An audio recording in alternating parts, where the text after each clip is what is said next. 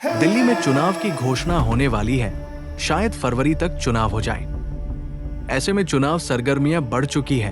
Party के प्रभारी चुनाव के लिए जिताऊ उम्मीदवारों पर दाव लगाकर हर हाल में सरकार बनाना चाहती है, चाहे वो बीजेपी पार्टी हो या आम आदमी पार्टी।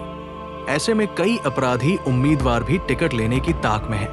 अगर ऐसे में बात करें, दिल्ली कैंट से बीजेपी की टिकट एक ऐसा उम्मीदवार लेना चाहता है जिसके ऊपर कई आपराधिक मामले हैं। छेड़छाड़ से लेकर अन्य अपराध होने के बावजूद भी बीजेपी पार्टी की टिकट पर अपने दावेदारी ठोक रहे हैं। बीजेपी साफ सुथरी पार्टी है। वो किसी भी मनीष सिंह जैसे अपराधी को दिल्ली कैंट से टिकट देती है, तब पार्टी को सत्ता में आना भी मुश्किल हो जाएगा। बीजेपी पार्टी दिल्ली कैंट से किसी साफ छवि के राजनेता को ही उम्मीदवार बनाएगी। ऐसे में बीजेपी अगर साफ छवि के व्यक्तियों को टिकट देती है और अपराधियों को टिकट से बाहर का रास्ता दिखाती है, तब दिल्ली में बीजेपी की सरकार बन सकती है। अगर अपराधियों को टिकट दिया, तब झारखंड की तरह बीजेपी के साथ खेला हो सकता है। इसलिए बीजेपी भी जल्दी से किसी भी क्रिमिनल को दिल्ली में टिकट देने वाली नहीं है। मनीष सिंह से पीड़ित व्यक्तियों ने खुद अपनी दास्तान सुनाई है। नमस्कार, मेरा नाम हरीश केम है। मैं दिल्ली कैंट झेड़ा गांव में रहता हूं और मैं एक दलित समाज में आता हूं। और मेरे को कई महीनों से ना बड़ा प्रताड़ित किया जा रहा था और मेरी दुकान को लेकर एक बातें चली थी, जिसमें मेरी दुकान पर ना मनीष सिंह है, मेरी दुकान पर कब्जा करना चाहते थे और जबरन मुझसे वो दुकान खाली करवाना चाहते थे। इसके मेरे फादर के साथ उन्होंने झगड़ा किया, मेरे साथ भी उन्होंने मारपीट की, करने की कोशिश की, मेरे को कई तरीके से घेरने की कोशिश की।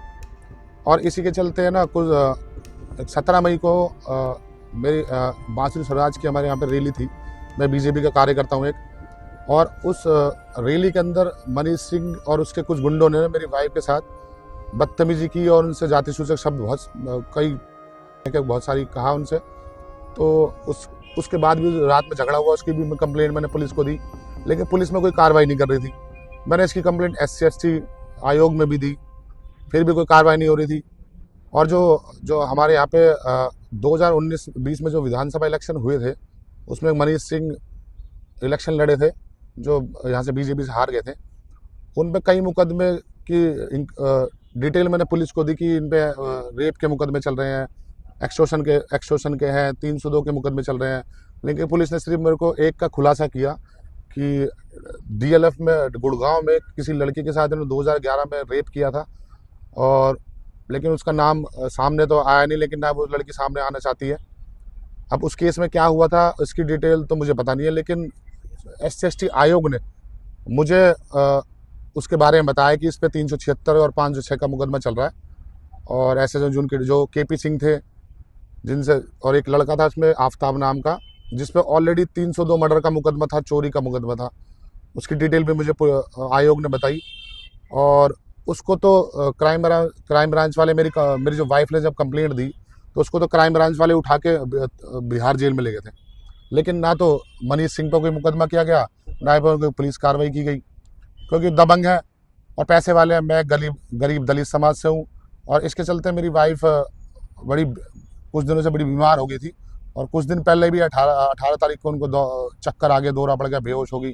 फिर मैं यहाँ पे एक आयुष्मान हॉस्पिटल है हमारे, आप सामने देख रहे होंगे, इस आयुष्मान हॉस्पिटल में लेके आया तो तुरंत ही डॉक्टर ने बड़ी गंभीर समस्या उनको बताई कि ये बड़े परेशान हो गया ना, बड़ी कुछ नस में कुछ हो गया है। और तुरंत ही सुबह मॉर्निंग में डॉक्टर को तुरंत ऑपरेशन करना पड़ा। अब मैं तो कई महीनों से बड़ा परेशान था, मेरी फैमिली बड़ी परेशान थी। और मैं इस आपके माध्यम से कि लोगों को बताना चाह रहा हूँ, मीडिया में कभी आज तक मैंने कभी बताया नहीं, कभी कुछ किया नहीं, लेकिन आज आपके माध्यम से बताना चाह रहा हूँ मीडिया में कि मैं बड़ा परेशान हूँ और मेरी फैमिली बड़ी मुश्किलों से में चल रही है। मेरा घर परिवार बिल्कुल बिखरने को है। इस हॉस्पिटल मेरी वाइफ मरते मरते कुछ हालत में ऐसी कंडीशन में है कि वो अनकॉन्शियस है अभी, तो कुछ ऐसा कुछ डॉक्टर बता रहे हैं ICU में रखा हुआ है 6-7 दिनों से। 18 तारीख की शाम को लेकर आया था, अभी तक भी ICU में रखा हुआ है। सर, आप बीजेपी सरकार से किस तरीके से की सहायता चाहते हैं? मैं तो हमारे माननीय प्रधानमंत्री जी से कहना चाहूँगा, हमारे अमित शाह जी, हमारे गृह मंत्री से रिक्वेस्ट करना चाहूँगा कि सर मेरे लिए, मैं भी एक बीजेपी का कार्यकर्ता हूँ, वो भी बीजेपी के कार्यकर्ता है, लेकिन वो दबंग है, मैं थोड़ा दलित समाज से हूँ, बस इतना फ़र्क है। बाकी गरीबों का शोषण ऐसे करते हैं कि तो क्या होगा इस देश का। अगर बड़े बड़े नेता हमारे गरीबों का शोषण करते रहेंगे तो क्या करेंगे फिर हम। अब मनीष के खिलाफ किस तरीके की कार्रवाई चाहते हैं? मैं पार्टी के शीर्ष नेताओं से सिर्फ यही कहना चाहता हूँ कि ऐसे जो भ्रष्ट नेता है, जो बलात्कार के उसमें आरोप में है, कई हमारे यहाँ पे एक दिल्ली कैंट में लेडीज है प्रतिभा जायसवाल, कई उसके पैसे खा गया, उससे लालचंद महरुल्ला के एक हमारे यहाँ के पार्षद, पूर्व पार्षद हैं, उनसे उन्होंने पैसे खाए। कैंटोनमेंट बोर्ड जो दिल्ली कैंट में आती है, कि कैंटोनमेंट बोर्ड होता है हमारे यहाँ पे, दिल्ली छावनी परिषद, उसमें कई इन्होंने घोटाले किए, उनकी शिकायत भी इनसे। तो मैं तो पार्टी के शीर्ष नेताओं से सिर्फ यही कहना चाहता हूँ कि ऐसे भ्रष्ट और बलात्कारियों को पार्टी से निकाला। जिस तरीके से इसको एयरफोर्स सेना से निकाला गया था ना, कि मैं सिर्फ श्री माननीय नरेंद्र मोदी से यही कहना चाहूँगा कि इनको पार्टी से भी इसी तरह निकाला जाए। और ये चरित्रहीन आदमी है और इस दिल्ली कैंट में बिल्कुल भ्रष्ट, इसकी छवि बिल्कुल खराब है। और मैं यही कहना चाहता हूँ कि पार्टी से कि बड़े बड़े नेता जो हमारे जैसे गरीब लोगों का शोषण करते हैं, उनको पार्टी से निकाला जाए। सर, आप किस तरीके की इन्फॉर्मेशन हमारे चैनल से लोगों को देना चाहते हैं ताकि वो अपने फैमिली को? मैं तो अपना मैसेज यही पहुंचाना चाहता हूं लोगों में कि जो दबंग नेता होता है, जो हमारे गरीब लोगों को जो अत्याचार करते हैं, वो पार्टी के शीर्ष नेता को पता चलना चाहिए गरीबों के साथ जो नेता होते हैं वो क्या क्या करते हैं।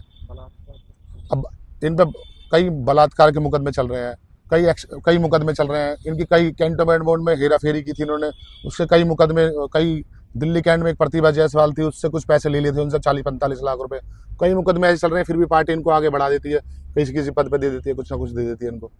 अपने शहर की लेटेस्ट खबरों के लिए चैनल को सब्सक्राइब करें और बेल आइकन को दबाएं।